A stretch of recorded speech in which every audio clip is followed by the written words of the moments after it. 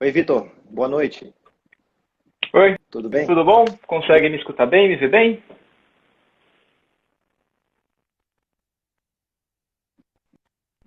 Não sei Acho que você deu uma travada aqui pra mim. acho- Porque o cara está em Vermont, nos Estados Unidos, e eu aqui em Santarém, e a minha internet está melhor que a dele, então os tempos mudaram. Mas, Vitor, eu estava falando para eles aqui, né, hoje, infelizmente, mais um recorde aí da pandemia.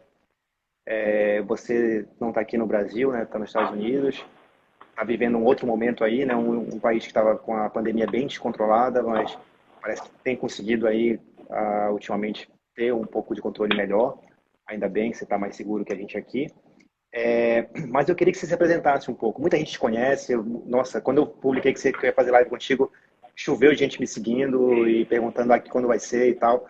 Então, fala pra gente aí, fala pro pessoal que ainda não te conhece, quem é você, como é teu trabalho, como é que você chegou até aqui para falar do que a gente vai falar hoje. Bom, primeiro obrigado pelo convite, prazer enorme estar aqui com você, com o pessoal que está acompanhando a live também. Bom, meu nome é Vitor Mori, eu sou formado em Física na Universidade de São Paulo, fiz o meu mestrado e doutorado em Engenharia Biomédica, trabalhei com mecânica respiratória, modelagem do sistema respiratório. Aí no doutorado comecei a trabalhar com a parte de quimioterapia em câncer de pulmão, né? Então trabalhar com modelagem da dinâmica de medicamentos, depois de quimioterapia intratumoral, né? Então você injeta o medicamento dentro do tumor mesmo, né? Não pela via sistêmica. E esse é o projeto de pesquisa, é nisso que eu trabalho, aqui agora no pós-doutorado, em Vermont. É, Aí quando começou a crise da Covid, no começo do ano passado, a gente estava trabalhando no laboratório. Nosso laboratório aqui em Vermont é de mecânica respiratória, então a gente estava trabalhando com desenvolvimento de ventiladores mecânicos, de baixo custo e tudo mais.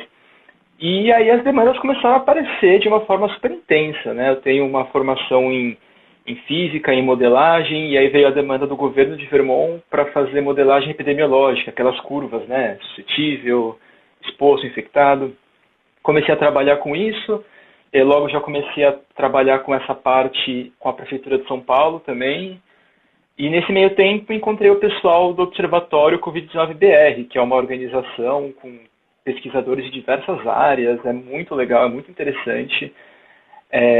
Então, desde gente da, da economia até gente da física, com gente da medicina, da saúde pública e da epidemiologia. E aí fui trabalhando em diversas frentes, né, com o pessoal, comecei a me envolver mais em outros aspectos da Covid. E aí foi quando eu percebi que a compreensão sobre a transmissão da Covid, principalmente no Brasil, era bastante defasada. Eu voltei para o Brasil lá para o final de setembro, outubro, para resolver coisas do visto. E assim, todos os locais fechados, todo mundo em um local fechado, usando máscara, só máscara de pano em local fechado e protocolo só de álcool em gel e temperatura. Eu fiquei, uma coisa um pouco, achei um pouco chocante, porque era muito defasado da compreensão da transmissão na comunidade científica. Eu falei, bom, vou pro Twitter falar disso, né? Porque é uma coisa muito importante. Você não controla a pandemia se você não compreende como a transmissão acontece. E aí comecei a falar da transmissão pelo ar, como se proteger, locais abertos e também da PFF2. Né? Quando a gente fala de transmissão por gotículas, uma barreira física, uma máscara de pano é suficiente. Né? Mas quando a gente fala de aerosóis e transmissão pelo ar, aí a coisa muda de história. Aí fica muito mais complicado e a gente precisa muito de máscaras melhores. E aí também eu vi que não se falava muito disso, ainda estava aquela coisa muito, não, tá com falta, não tem, por os profissionais de saúde. E é engraçado que isso é uma percepção muito é muito importado dos Estados Unidos. Até hoje, nos Estados Unidos, a gente tem uma falta de respiradores N95, né? Muito porque o padrão N95 é um pouco diferente do padrão dos locais do mundo. Então, isso acabou sendo um gargalo para os Estados Unidos. Mas no Brasil, a produção aumentou muito. Você ia na internet, tinha máscara R$ 3. E todo mundo falando para não usar. E eu falei, gente, mas, nossa, tem bastante, né? Por que a gente não está usando máscaras que protegem a gente em locais de alto risco, né? Uma coisa parecia que tinha uma inércia muito grande em atualizar as coisas. E aí foi que eu comecei a falar no Twitter, a coisa cresceu de uma maneira bem inesperada, e aqui estamos. E Vitor, então eu queria, assim, acho que você já deu, assim, para uma introdução para a galera do que a gente vai falar aqui hoje. Tem muito pano para manga. Só queria, eu vejo as pessoas comentando aí, hoje a gente não vai falar de tratamento, tá? Não vai falar essas coisas assim de sintoma, não vai falar nada de exame. Não é o foco aqui hoje. Acho que o nosso foco aqui hoje é de prevenção primordial e realmente fazer a diferença de, em vez de você cuidar de dezenas de pessoas numa UTI, é a gente não deixar essas pessoas adoecerem e chegarem lá, ou adoecerem numa quantidade menor que tenha vaga para essas pessoas. Eu acho que isso é muito mais importante. E, Vitor, até uma frustração que eu tenho, assim, de, sabe, de você vai para o hospital, tá enxugando gelo, eu me sinto que eu sou mais útil para a sociedade, tentando convencer uma pessoa de uma maneira segura de viver, uma maneira segura de se comportar diante da pandemia, do que dentro do hospital, sabe? Eu acho que prevenindo a gente faz muito mais diferença. E muitas pessoas que estão vendo aqui, talvez já viram várias vezes que eu posto o gráfico do Observatório Covid, talvez nem saibam que é de lá, eu sempre boto o link e marco vocês, mas assim, é um conteúdo fantástico para cidades como Santarém, por exemplo, a minha cidade tem dados fantásticos lá que você pode ver o R, o número de notificações e estimados, etc. Então é bem legal, quem quiser seguir nas diferentes mídias sociais e no site também, o Observatório Covid, eu recomendo, e o trabalho aí do Vitor, né? E Vitor, eu vou te falar, o dia que eu te segui foi o dia que eu estava discutindo com a minha mãe e ela estava insistindo em limpar um abacaxi. Eu falei, pô, mãe, vai se machucar limpando esse abacaxi, mulher. Bora comer esse abacaxi logo, mete uma faca nele, vamos comer. Ela, não, tem que limpar, não tem que limpar abacaxi, que negócio é esse? Abacaxi não transmite coronavírus. Já viu abacaxi ter gripe? Não tem. Então, aí eu falei, pô, eu vi um cara que fala disso, assim, na internet e tal. Peguei teu perfil, segui lá e mostrei para ela. Mas eu vou limpar, só essa semana eu vou limpar as compras. Mas, e aí eu fui convencendo. Então, assim, a minha percepção é essa, que talvez pela falta de unidade, assim, de uma informação clara de órgãos públicos, aí, sabe, um fala uma coisa, aí vem um veículo de mídia fala uma coisa que nem sempre tem o preparo tanto de comunicação, às vezes tem a informação certa, mas não comunica da melhor forma, ou mesmo tem coisas desencontradas. E aqui no Brasil a gente tem muito aquela coisa da ciência, não como um saber, mas como a gente chama aqui no popular de orelhada. Uma pessoa importante fala e aquilo passa a ser a verdade. Então vai um médico conhecido, um pesquisador conhecido, ele vai na mídia e fala, e não importa se aquilo ali realmente tem embasamento ou não, importa o que ele falou. Então parece que a gente foi construindo conhecimento sobre a pandemia assim, né? Mais com mitos, com sofismas e etc. Então, a primeira coisa que eu queria conversar é essa, cara. Eu preciso tomar aquele banho de álcool em gel bem tomado e limpar todas as minhas compras, Vitor? Eu falo que não é necessário, né? Já tem evidências suficientes que a transmissão não acontece principalmente por superfícies. Pode acontecer, eventualmente pode. Tem relatos na literatura, que eu saiba, tem um relato só na literatura de um caso que aconteceu assim, foi na China, um cara que pegou o elevador e depois colocou um palito de dente na boca direto. Então, assim, não me parece uma situação tão plausível. Eu sempre falo para as pessoas que existe uma questão muito psicológica de você lavar as compras, né? Numa pandemia, num cenário de tantas incertezas, essas dúvidas, incertezas e essa sensação de que a gente perde o controle sobre as coisas causa uma ansiedade muito grande, uma angústia muito grande nas pessoas. E o ato de lavar as compras, você consegue ver, você consegue... É uma coisa muito palpável, muito concreta, e te dá uma sensação de que você tem controle sobre a situação. Você não consegue ver o ar do ambiente sendo trocado. E justamente por não conseguir ver o ar sendo trocado, não conseguir ver até as partículas no ar, você não consegue dimensionar o risco, não consegue medir esse risco, não consegue enxergar o efeito disso. Então, eu acho que muito disso de lavar as compras tem a ver com a nossa quase obsessão em controlar, em ter alguma coisa sob controle. Eu falo para as pessoas, se isso te faz bem psicologicamente, se sente mais seguro, mais confortável, se quiser continuar fazendo, tudo bem. Mas tem que ter em mente que não é exatamente uma medida tão importante para a prevenção da Covid. Eu, por exemplo, nunca lavei as compras, desde o início da pandemia, em março, que quando chegou por aqui em Vermont, nunca lavei, né? Eu acho que assim, o importante é você colocar em ordem o que é mais importante. Você preferir locais abertos, ventilar bem os espaços, manter o distanciamento físico, né? Não é o distanciamento social, é o distanciamento físico, vai ficar longe das pessoas, né? Fisicamente. E usar máscaras de boa qualidade corretamente. Né? E essa questão da transmissão por superfícies é que no começo da pandemia a gente estava muito aberto a receber informações, a gente estava muito procurando informações, querendo saber as coisas. E no começo essa parte foi muito, muito, muito reforçada. Então era higienização, lavar a mão, todo o tempo. E até, assim, na época eu falei, tá, tudo bem, todo mundo falando, mas por quê? Não faz muito sentido para um vírus respiratório você ficar pensando nessa como sendo a principal via de transmissão. Para SARS não era assim, para MERS não era assim. Se olhava os relatos de transmissão na China e na Ásia, não tinha muito motivo para acreditar que a transmissão era por superfícies, né?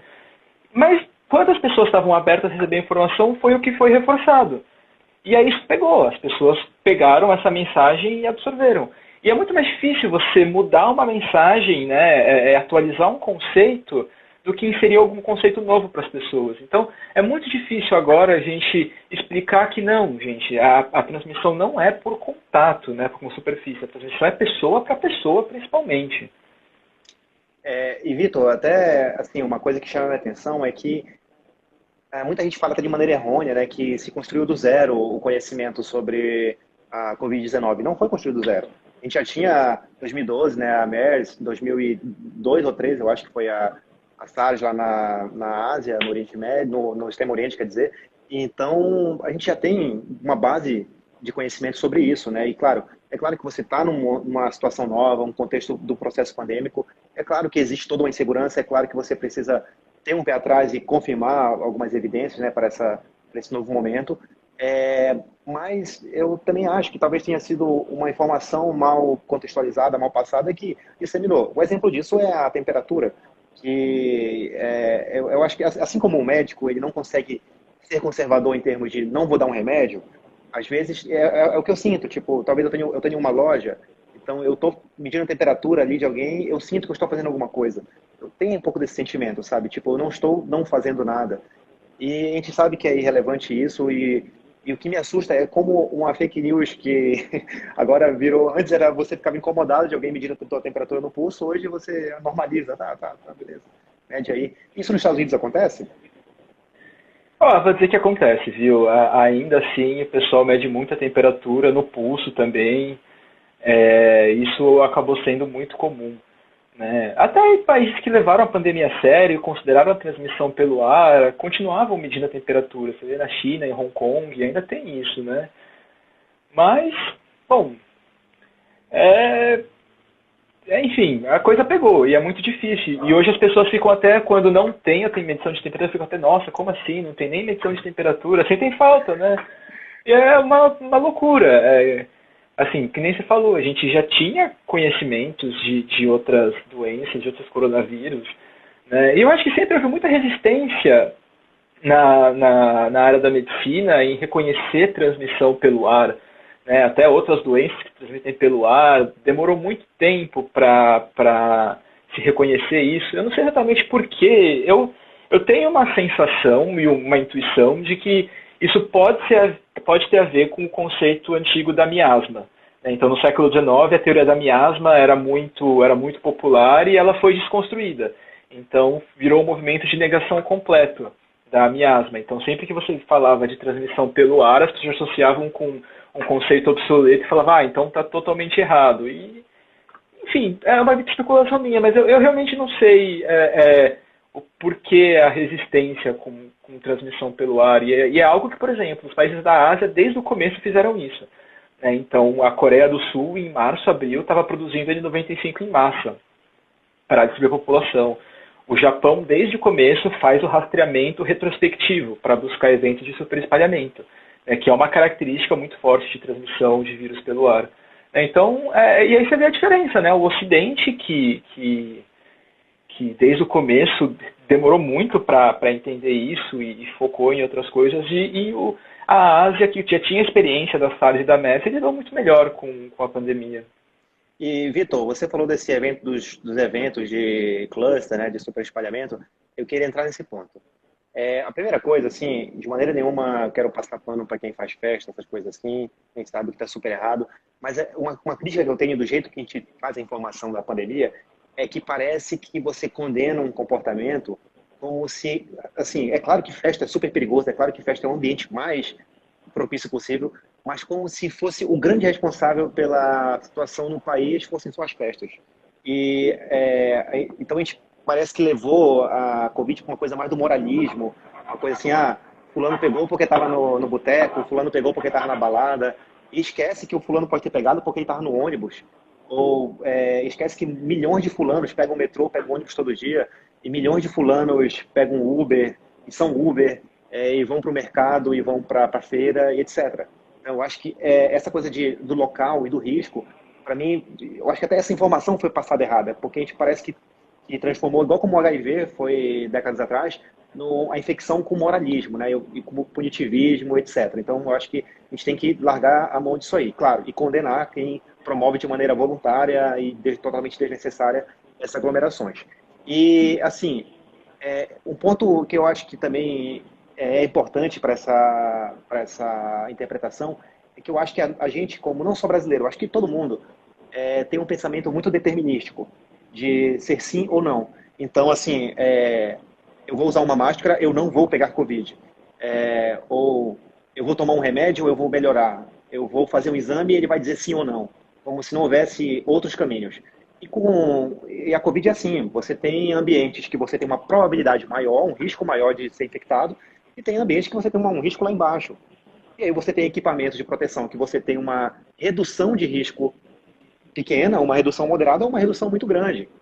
Então, se você está num ambiente que você tem um risco muito elevado, e você ou não está se protegendo, ou está com um nível de proteção muito baixo, fica aqui, você diminui só um pouquinho esse risco.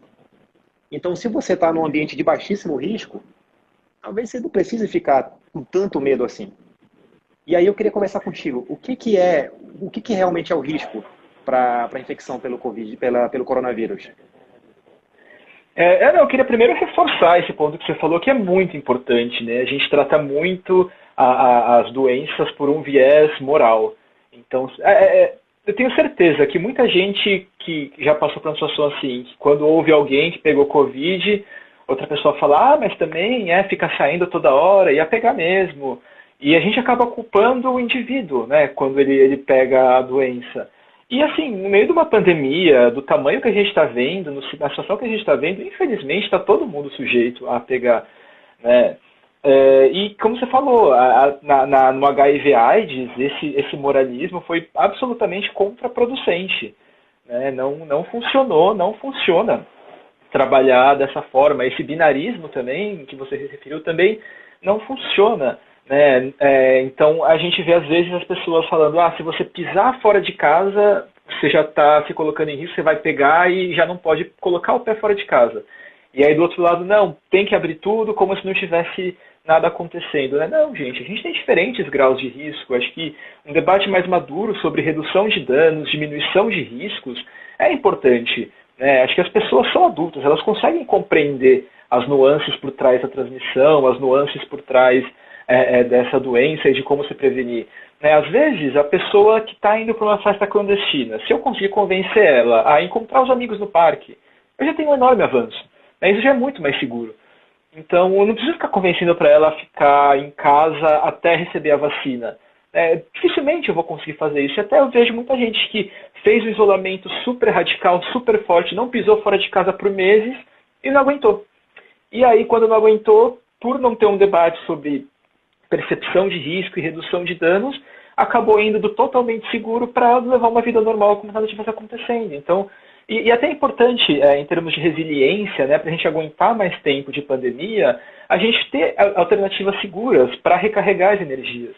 Então, no que você falou, percepção de locais de risco, onde é mais perigoso, onde é menos perigoso, essencialmente a transmissão é pelo ar. Eu sempre faço uma analogia com a fumaça do cigarro.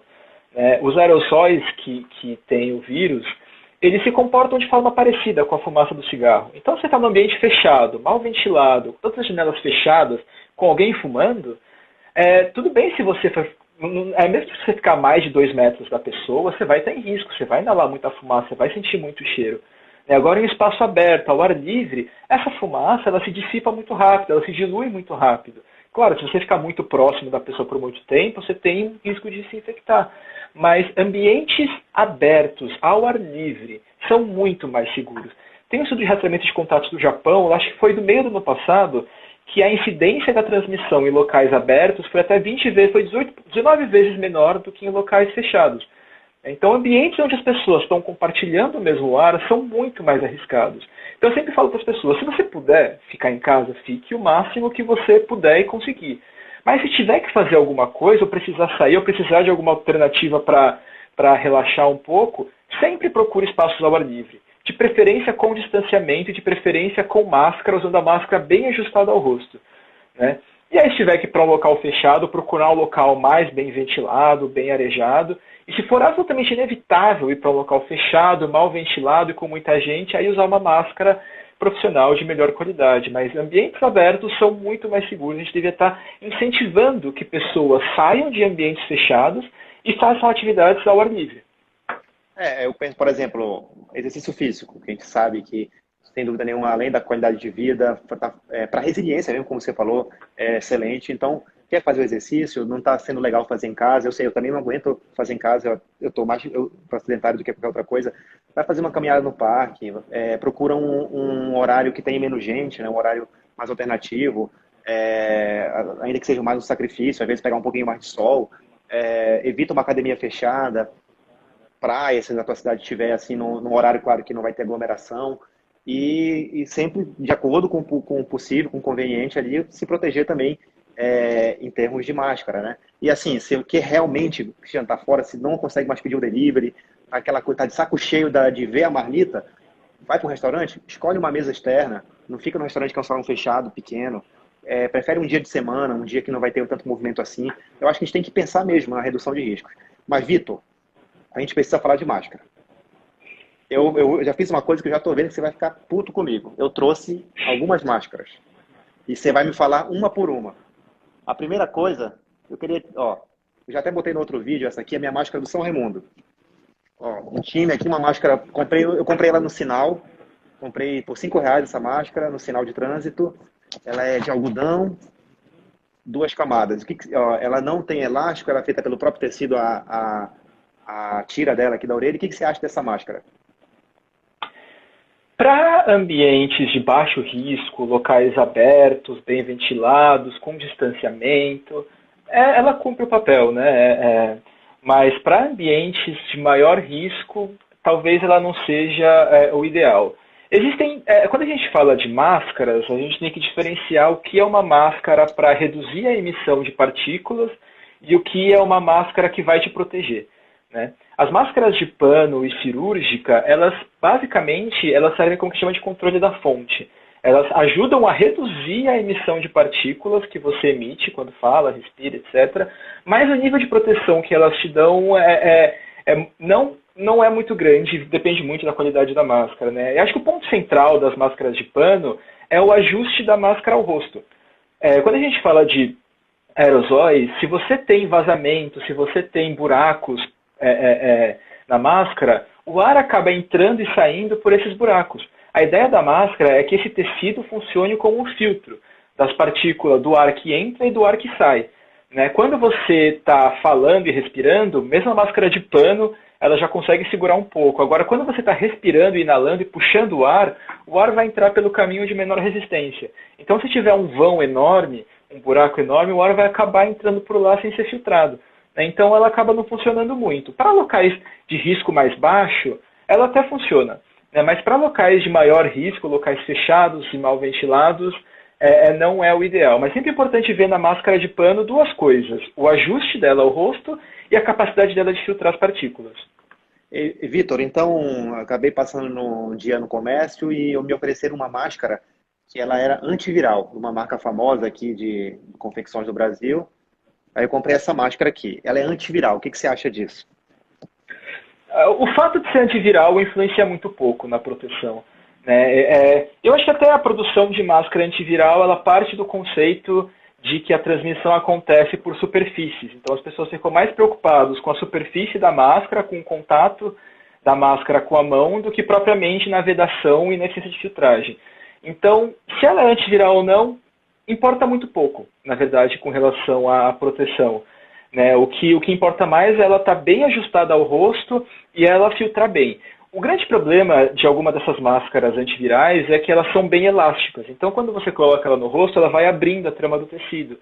E aí o ar acaba passando direto por essa trama sem ser filtrado. Então, acaba não sendo exatamente a melhor máscara possível. Vitor, e toda hora no Instagram aqui aparece a propaganda aqui, tal dessas máscaras que o pessoal usa para exercício, que também diz que é antiviral. Vou botar aqui para... E ela também diz aqui que vem com filtro. Ó. Esse aqui é o filtrozinho que vem com ela. Muita gente usa na academia, usa para correr. Também o que você acha disso? O ajuste dela como é que é? Essa máscara, ela veda bem, né, no rosto. Ela veda bem melhor do que as outras máscaras. Ela também prende na nuca, o que ajuda bastante na vedação. Mas se você for ver o tamanho do filtro, ele é muito pequeno, né? Ele deveria ser um filtro que cobre a máscara toda.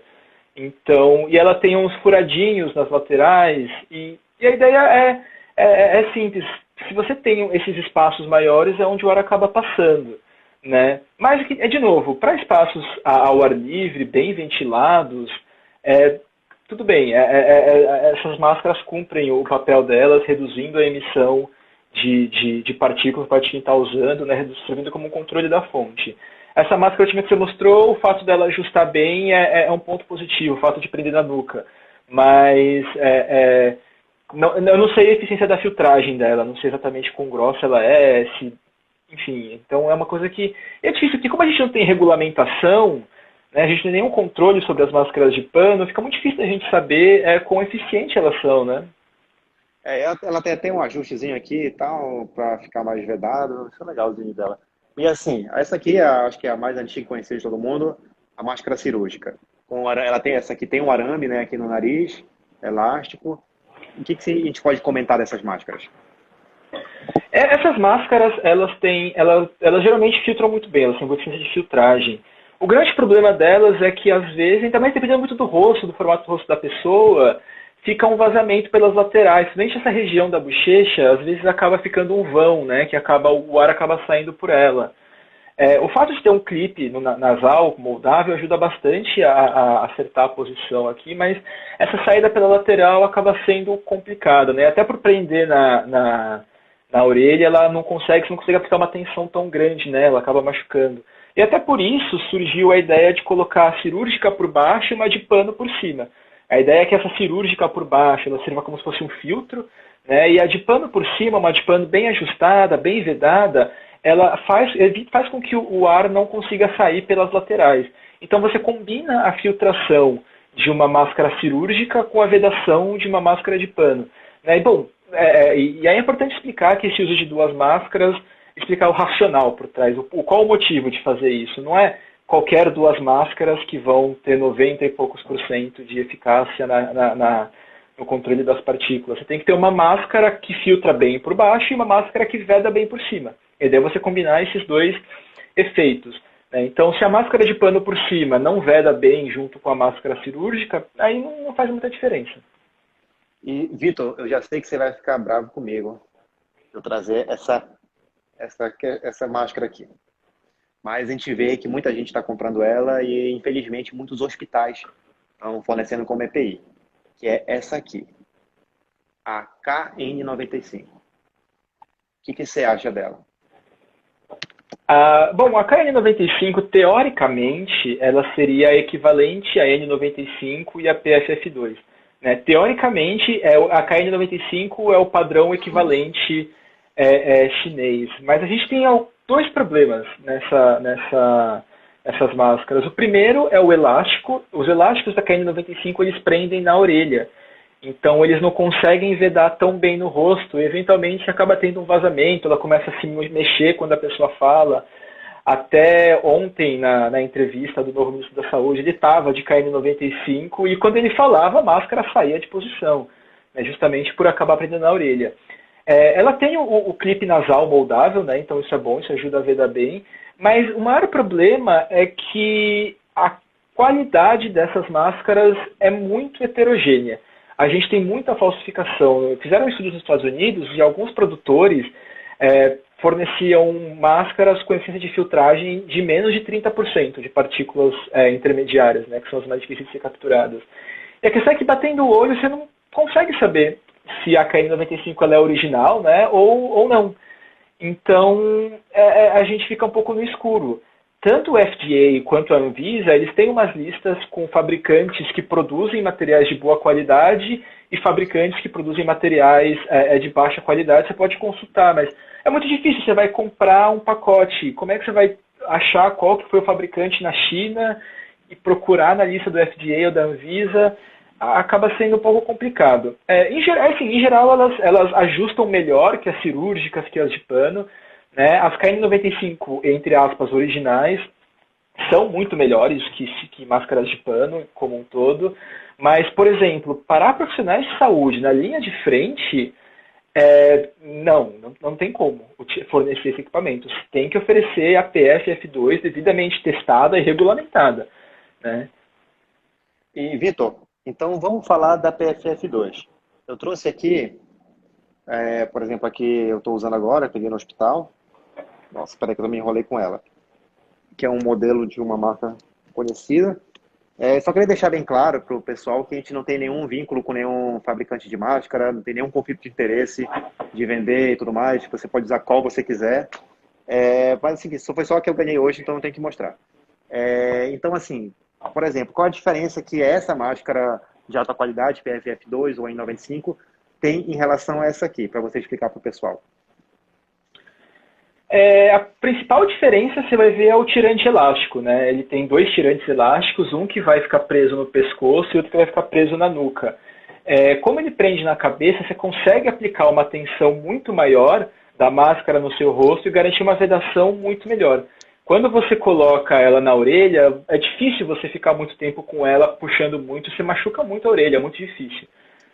Mas essa ela acaba sendo mais confortável para um uso prolongado por prender e consegue fazer uma vedação melhor.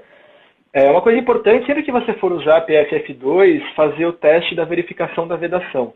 Então, colocar um tirante elástico no pescoço, colocar um tirante elástico na nuca, moldar o clipe nasal, e aí com as duas mãos você cobre a maior área possível do respirador e inspira e expira lentamente. E aí você tenta perceber se tem saída de ar pelas laterais, né? E se a máscara ela dá uma cedida quando você inspira. Aí você também pode respirar e colocar a mão, né, nas bordas para ver se tem algum vazamento. É uma forma de verificar se a máscara está bem vedada. É importante utilizar a máscara bem vedada porque para que todo o ar que entre ou saia passe pelo filtro, né, não acabe saindo pelas laterais. Além desses tirantes que vedam melhor, elas passam por testes muito rigorosos para garantir uma boa eficiência de filtragem. Então, elas passam por testes para garantir que elas filtrem pelo menos 94% das partículas de 0,3 microns. Essas partículas de 0,3 microns elas são as mais difíceis de ser capturadas. As partículas menores, elas, por serem muito leves, elas seguem um movimento de zigue-zague, que a gente chama de movimento browniano na física. Então, invariavelmente, elas acabam encontrando alguma fibra da máscara e acabam sendo capturadas. As partículas maiores, elas também acabam seguindo uma trajetória independente e invariavelmente também encontram fibras da máscara. As partículas intermediárias, elas acabam se movimentando junto com o fluxo de ar. Então são as partículas mais difíceis de ser capturadas. Então os testes da PFF2 são feitos com partículas desse tamanho, que são os mais difíceis de ser coletados. Então, ela não é que ela filtra 94% de todas as partículas. Elas filtram 94% das partículas mais difíceis de ser capturadas dentro dos testes de qualidade. Os testes são super rigorosos, né? E, Vitor, uma dúvida que surgiu aqui minha, eu preciso usar sempre assim ou eu posso usar os dois na nuca? Tem que usar um na nuca e um no pescoço, como elas são projetadas. Então, até principalmente para Principalmente para as mulheres que têm cabelo comprido, o ideal é quando usar PFF2, tentar prender o cabelo. Senão a máscara ela acaba caindo, o elástico acaba se movimentando no cabelo. E para homem, não pode ter pelos faciais, né? Até o bigode dá para deixar, mas não usar com barba, que isso interfere muito na vedação. Eu usava barba grande antes, quem for stalkear aí meu Instagram vê que tinha uma barba grande, tenho saudade dela. Mas assim, nem com máscara de cirúrgica já fica ruim usar e com PFF2 pior ainda. Você vai dar um plantão com uma barba um pouquinho maior, é horrível, horrível. Então eu recomendo aí homens tirem a barba, é, que realmente melhora bastante. Vitor, eu até quero esclarecer uma coisa que eu já vi, tem gente me mandando mensagem, perguntando, João, PFF2 é só aquelas máscaras bonitas que os médicos postam no Instagram e no Twitter, de marca conhecida e tal? Não é. PFF2 é um padrão de segurança. Por exemplo, essa aqui é de uma marca bem popular, baratinha. Essa aqui é de uma marca conhecida e tal, um pouco mais cara. Essa aqui, por exemplo, eu paguei na internet 1,80 nela. E ela continua sendo a mesma proteção, continua tendo as mesmas características e também é testada. Então, vou usar ela aqui para garantir para vocês. Olha, essa aqui é bem confortável, veda bem. E assim, tem que lembrar que cada um tem um rosto diferente. Então, se essa aqui ficou confortável em mim, ficou boa em mim, não sei se vai ficar em você. Eu acho que vale a pena experimentar algumas marcas, ver qual você gosta mais. E, claro, ver a questão custo-benefício também, né? O custo, na verdade. E, por exemplo, aquela que é a queridinha de todo mundo, não vou nem falar o nome dela, eu não gosto dela, que eu sou narigudo. Aquela espuminha dela, eu destruo em 2 horas.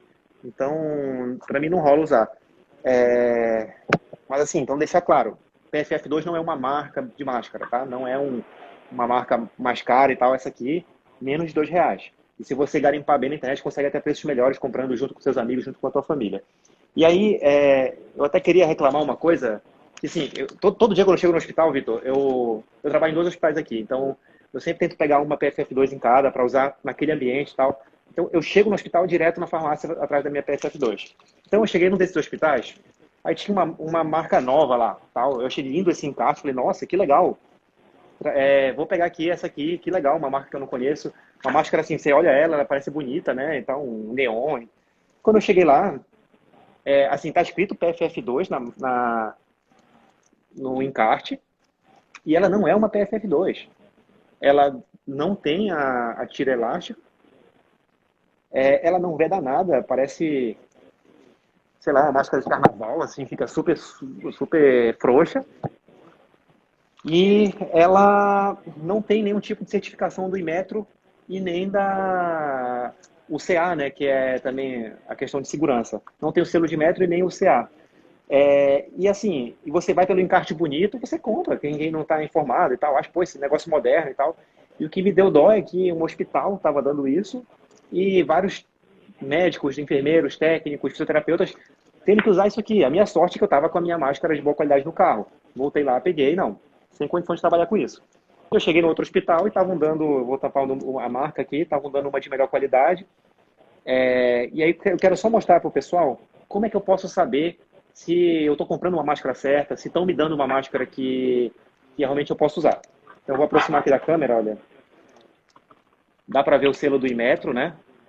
Então mostra que ela passou por alguma testagem aqui e tem um númerozinho nela. Então tem que ver, tem máscara que esse número está impresso no rosto da máscara, tem máscara que está por dentro da máscara, tem máscara que está só no encarte.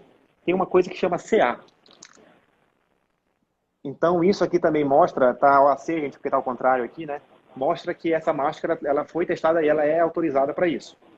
E aí, nesse encarte dessa máscara de baixa qualidade, eu procurei em letra pequena e tal, não tem nada de mostrando nenhum tipo de coisa assim. Então, lembrem disso. E às vezes tem que tomar também cuidado com uma coisa, que às vezes você compra uma caixa grande com, sei lá, 50 máscaras. E esses números, esse número está na caixa grande. Só que dentro da caixa grande vem em envelopes individuais. É igual figurinha da época da Copa. Então, no envelope individual, às vezes não tem o CA ou não tem o selo do Inmetro, né? Então, cuidado com isso, tá? Tem que prestar bem atenção nessas situações.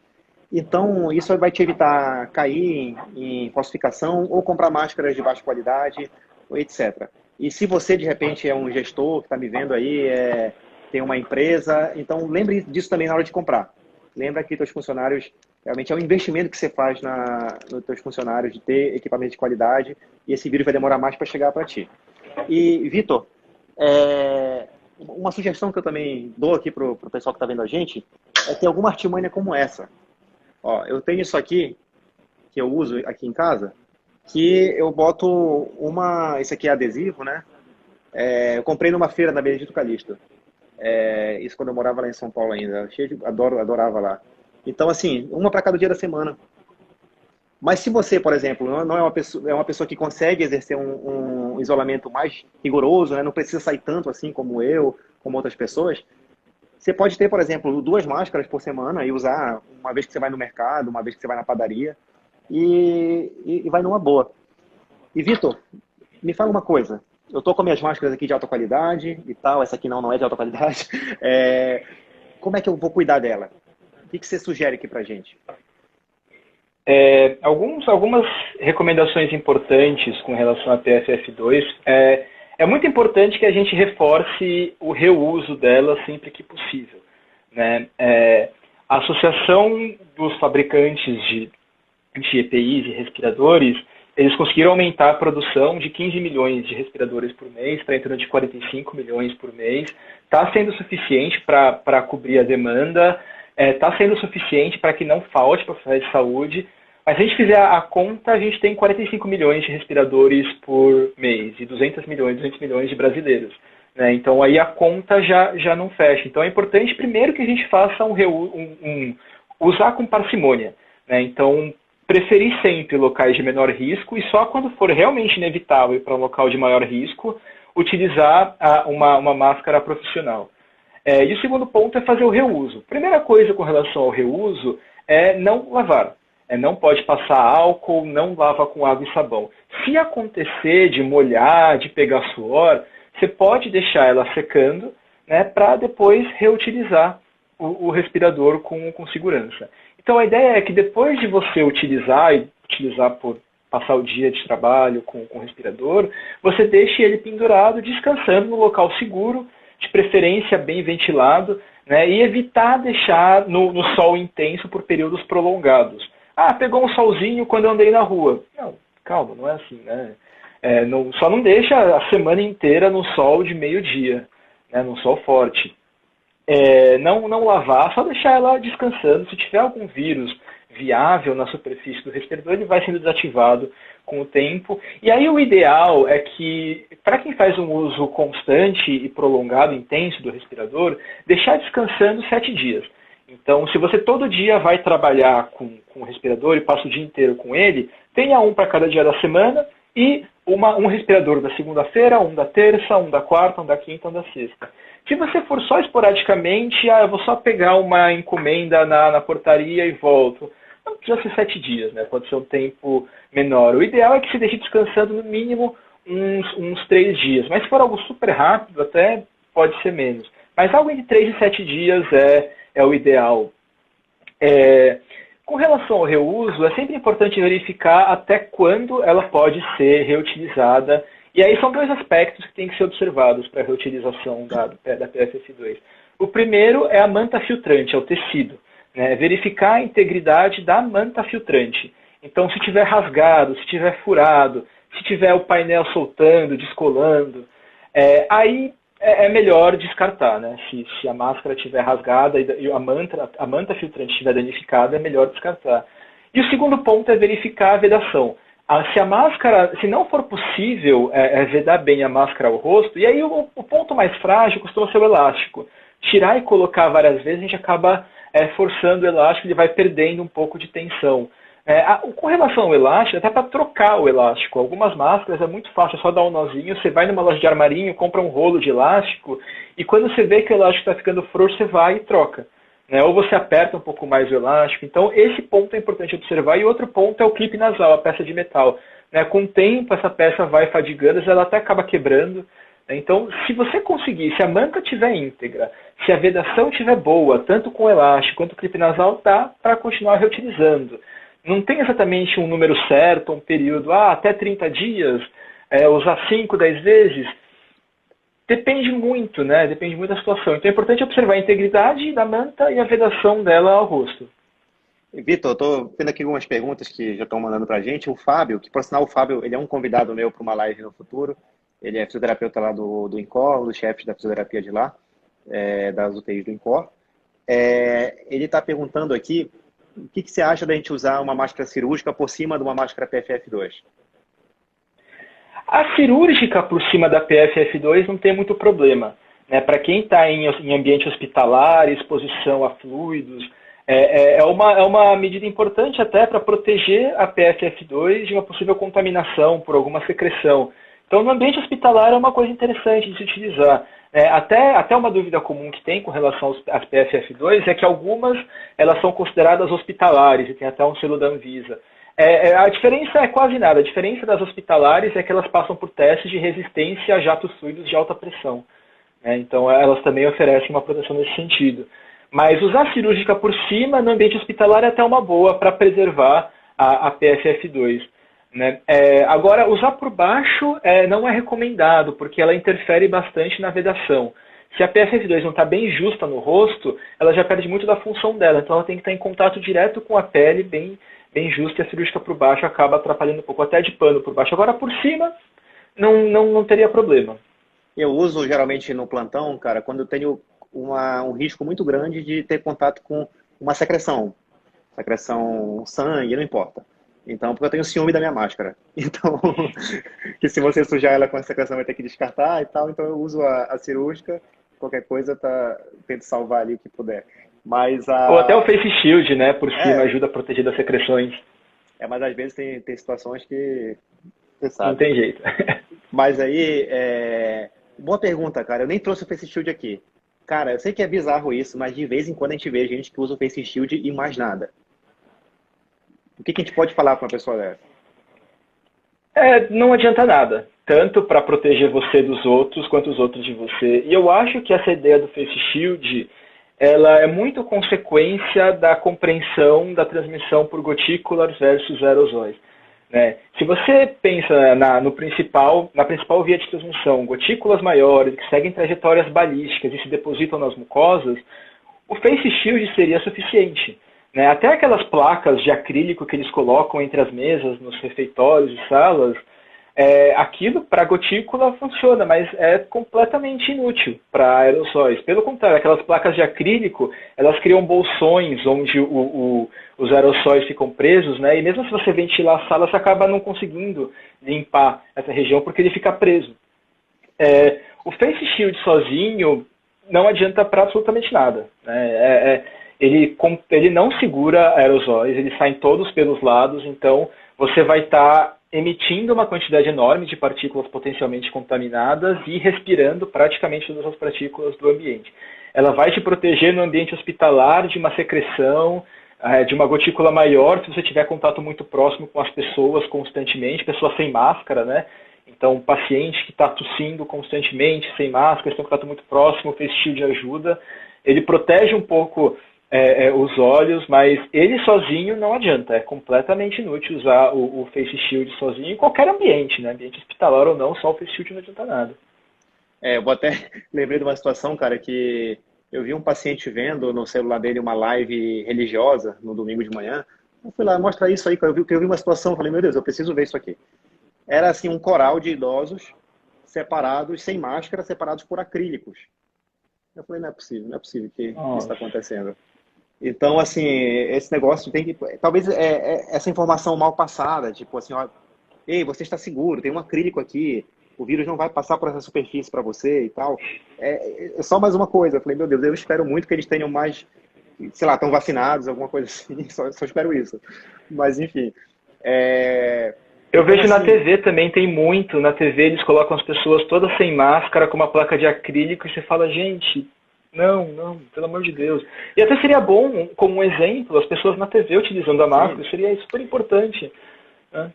Sem dúvida. Assim, um artista é um cara que tem muita relevância. Então, você ligou a TV para ver ali um show que está tendo, uma live, ou um programa de auditório, e o cara tá de máscara, eu acho que isso passa uma mensagem muito legal. É, Claro. e eu, Vitor, você acha que ficou alguma pergunta, assim, tem alguma coisa que você lembra, assim, que a gente não falou, que deveria ter falado? Eu acho que não, acho que a gente conseguiu cobrir bastante coisa. Se quiser ir para as dúvidas, as perguntas do pessoal, né? Como Eu você vou, achar melhor. a gente tem pouco, tem 7 minutos aqui, mas vamos ver se tem alguma pergunta que a gente não respondeu. Eu fui anotando aqui as perguntas e deu pra gente ir vendo bastante coisa. Cara, eu tô surpreso aqui com a audiência, cara. Você é importante, hein, Vitor? Você trouxe gente para Legal, assistir não, aqui. legal, eu acho legal que as pessoas estão procurando informação, né? A gente tem muito essa percepção de, ninguém tá nem aí, ninguém tá querendo se proteger, e não, as pessoas estão querendo saber as coisas, estão querendo aprender, estão querendo se proteger, mas é muito difícil. A gente tem tanto ruído, tanta informação que é muito difícil filtrar o que é realmente importante e o que não, né? Aqui, assim, mais de uma pessoa, acho que talvez estiveram atrasados na live, eu não sei. Essa máscara que eu mostrei aqui, a antiviral, ela é da Lupo, vou ter que falar a marca e tal. E estão perguntando pra gente, mas da Lupo e tudo mais. Só reforçando, isso aí, antiviral, não é que ela vai matar o vírus e não vai deixar entrar, assim. É um conceito errado, essa questão de superfície que a gente falou aqui, vai ficar gravada a live, pode ver. Então, assim, eu acho que é só uma ilusão para você comprar máscara, sabe? Vou tentar te convencer. Eu tô reformando aqui, eu tava construindo um apartamento, Vitor, eu vi até assim para vender na loja de construção, porcelanato antiviral. Os caras querendo vender uma lajota que mata vírus, eu não vou ficar cheirando lajota para ficar pegando gotícula de lá, coisa do tipo. Então tem A umas não coisas ser que assim. você tenha o costume de lamber máscara depois, ela ser antiviral não faz muita diferença. E assim, e outra pergunta que eu tô vendo aqui, Vitor, delivery de comida. Qual é a conduta além de comer a comida? Nada. É só na hora de buscar o delivery, tá com a máscara, na hora de ir pro elevador, tá com a máscara, né, manter o distanciamento na hora de pegar o delivery, né, garantir que os dois estão usando máscara, mas eu realmente não vejo necessidade. Não tem nenhum caso reportado de transmissão por comida, né, por você ingerir alguma coisa contaminada. É, Restaurantes, o problema é o ambiente do restaurante. Ambiente fechado, aglomerado, sem ventilação, as pessoas, obviamente, sem máscara, porque, bom, tem que comer, né? Mas a delivery, tranquilo, pega, come, joga fora a embalagem à vontade. Se quiser limpar a embalagem, que nem eu falei, não faz mal. Se você gosta de fazer isso, se vai sentir bem, etc. Também não vou falar, não tem que lavar e ponto. Não, o que você achar melhor, mas não tem necessidade, tem outras medidas que são mais importantes. Olha, Vitor, tem uma pessoa falando aqui que você deu o exemplo do cigarro, que ela usa para falar para os parentes o exemplo do pum, que o cheiro do pum no dente fechado é mais forte. Acho que é bom também. Para quem quiser usar do pum, mas são dois cheiros ruins, né? Mas tudo bem. Cara, uma outra coisa que estão perguntando aqui, assim, por exemplo, João, você usa N95 toda hora? Não uso toda hora. Tem situações que eu acho que é um desperdício eu gastar minha N95, por exemplo, sei lá, a questão do delivery. Eu vou descer na portaria para dar boa noite para o entregador e pegar o meu pedido. Tudo bem, então tá tudo bem você ir com a máscara de pano e tudo mais. E outra coisa também que eu queria deixar claro, assim, que ninguém está demonizando máscara de pano. Ninguém está dizendo assim, você é uma pessoa ruim, você está agindo a favor do vírus porque você está usando máscara de pano. Não é. Ela é claro, isso aqui salvou muita vida, gente. Isso aqui, claro que salvou muita vida, claro que ainda está salvando. Mas a gente tem alternativas melhores. E num momento crítico como está, eu acho que se a gente puder aumentar o nosso nível de redução de risco, ou seja, diminuir o nosso risco, é melhor ainda. Então, assim, eu acho que as máscaras PFF2, elas são uma boa maneira de você se proteger e não contar com o outro. Porque, assim, por exemplo, se eu pegar o elevador agora e descer com um vizinho negacionista, que tá toda a família dele sem máscara, e, sei lá, eu não tiver como fugir da situação, se eu tiver com a minha PFF2, eu vou diminuir esse risco de acontecer alguma coisa. Então, sei lá, se eu preciso mesmo enfrentar uma aglomeração, vamos supor, eu tenho que ir para o hospital, eu tenho que ir por outro motivo que não seja Covid, estou doente, preciso de uma farmácia, eu tenho que ir no mercado, não tem jeito. E aí você não precisa contar com a boa vontade das outras pessoas. Vai na fé. Claro, isso aqui não é um passaporte, gente. Isso aqui não é uma coisa assim, eu vou para a balada com a minha PFF2. Não é isso. Mas eu estou com menos risco de enfrentar um ambiente de alto risco, se eu estou usando um equipamento melhor. Então, repito, ninguém está demonizando máscara de pano ou outras coisas, tá? A gente só está dando alternativas e mostrando que é custo eficaz. Por exemplo, uma máscara de pano, essa aqui da Lupo, ela custa R$10, R$12. Você compra 6 dessa. E nem se compara, né, o benefício. Eu acho importante a gente explicar que as coisas não são binárias, 8 ou 80, a gente tem várias nuances, né? Uma máscara de pano é melhor do que você não usar nada. Uma máscara de pano bem ajustada é melhor do que você usar uma máscara de pano folgada. Uma máscara de pano de boa qualidade, bem ajustada, é melhor que uma máscara de pano de má qualidade. Então, não é que a pergunta não é a máscara de pano protege ou não protege, serve ou não serve, é útil ou é inútil.